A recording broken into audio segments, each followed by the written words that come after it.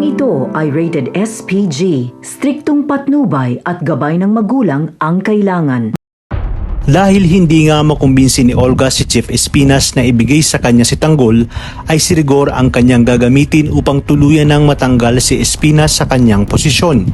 Dahil batid ni Olga na kapag nawala na si Espinas sa serbisyo, ay magagawa niya na ang tapusin ang buhay ni Tanggol. Kaya naman sa pagdating niya sa bahay ng mga Dimagiba, ay agad siyang gumawa ng kwento at pinaniwala niya si Rigor na may kakilala siya sa loob ng selda at ginagamit umano ito ni Espinas bilang hitman sa labas. At dahil alam naman natin na iniimbestigahan ni Rigor itong si Chief Espinas, ay malakas nga ang kutob niya na may ginagawang anomalya itong si Espinas. Agad naman siyang naniwala sa mga sinabi ni Olga. Samantala, nakatanggap naman ng tawag si Don Facundo galing sa kanyang attorney na nagkasabing malapit na umanong makalaya si Marcelo at ang grupong sinasabi ni Marcelo dahil naayos niya na umano ang mga kaso ng mga ito. Dumako naman tayo sa loob ng koreksyonal. Hindi na nga umaasa si Tanggol na makakalaya sila at ayaw niyang paasahin ang kanyang sarili na makakalabas pa sila ng kulungan.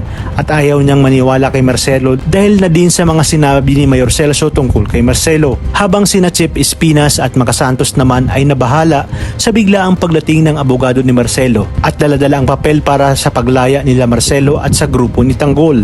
Kaya naman pala isipan kay Chief Espinas kung sino umano ang nasa likod ng paglaya nila Tanggol at kung sino umano ang tumulong sa mga ito.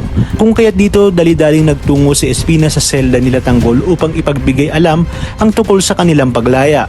Sa kabilang banda, nagliliyab naman sa galit itong si Ramon nang makarating sa kanya ang balita galing sa kanilang kalaban na hindi umano makukuha ni Ramon ang Quiapo. Kaya agad niyang kinausap si David na ito umano ang hahawak sa Quiapo at malaki nga ang tiwala niya kay David na kaya nitong hawakan ang Quiapo lalo pat doon ito lumaki. At alam umano ni David ang pasikot-sikot sa buong Quiapo. Dito nga ay kinabahan na si David dahil batid niya na malaki ang posibilidad na mag-cruise ang landas ng kanyang tatay Rigor. Samantala, tinanong naman ni Don Facundo ang attorney ni Marcelo kung sino umano ang sinasabi ni Marcelo na magaling at mapapakinabangan. Nakikitaan niya umano ito ng potensyal para sa kanyang susunod na negosyo. Dito nga ay nabigla siya nang sinabi ni attorney na Jesus Nazareno Dimagiba ang pangalan nito.